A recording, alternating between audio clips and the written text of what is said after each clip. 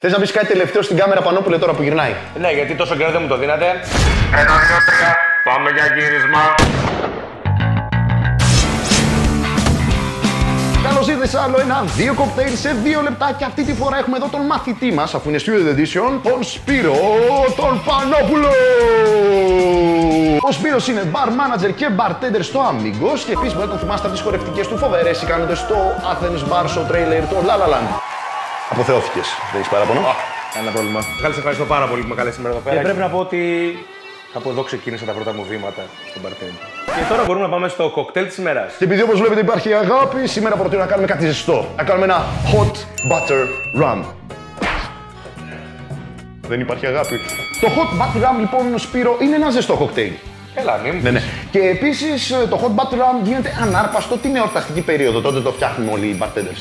Όπου να είναι, πλησιάζουμε απόκριες. Είναι πάρα πολύ ωραίο για απόκριες το hot butter rum. Ανοίγει το τριώδη μαζί με το hot butter rum. Και όπως λένε στο United States of America, the drink has a vulnerable history which dates back to the colonial days. Μπορείς να πεις απλά ότι έγινε επιτυχία την περίοδο των απικιών, Μιχάλη. Το κοκτέιλ, το απλό το hot butter rum θα το φτιάξω αμέσως και θα δούμε και την παραλλαγή του κυρίου Σπύρου του Πανόπουλου.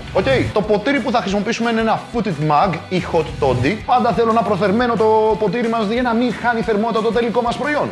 Και αφού το προθερμάνουμε, ρίχνουμε 30 ml σιρόπι ζάχαρης. Θα χρησιμοποιήσουμε Appleton Estate Signature Blend 30 ml, προσθέτουμε λίγο ζεστό νερό και μετά προσθέτουμε ένα bar spoon βούτυρο. Ανακατεύουμε καλά και για γαρνιτούρα τριμμένο μοσχάριδο και ένα ξύλο κανέλας. Αυτό είναι λοιπόν το hot butter rum και έλα Σπύρο να μας δείξεις την παραλλαγή. Γεια σου, μαμά. Πάντα θέλω να το κάνω αυτό. Θα κάνουμε λοιπόν ένα hot butter cocktail, αλλά με τεκίλα ανιέχο. Θα χρησιμοποιήσουμε για ποτήρι ένα brandy snifter, θα το γεμίσουμε με ζεστό νερό. Σε ένα άλλο ποτήρι brandy snifter θα χρησιμοποιήσουμε 1800 ανιέχο, 1800 ανιέχο 40 ml και το τοποθετούμε πάνω στο καυτό brandy snifter. Έτσι, γυρνώντας σιγά σιγά το ποτήρι, λιώνουμε το βούτυρο. Με ειδοποιούν από το control ότι δεν φαίνεται η φλόγα, αλλά το βούτυρο λιώνει. Χαμηλό φωτισμό πλέον, βλέπουμε ότι αυτό φλέγεται.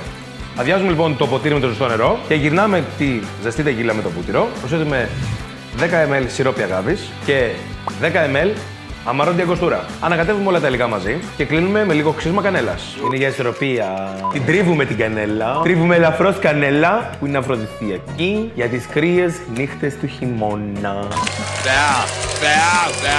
Και γαρνιτούρα από ξηραμένο εσπεριδοειδές. Αυτά τα δύο ζεστά κοκτέιλ τα οποία βλέπετε αναδεικνύουν πάρα πολύ όμορφα το ποτό βάση το οποίο χρησιμοποιείτε κάθε φορά. Τεκίλα, Μιχάλη. Ρούμι στην περίπτωσή μου.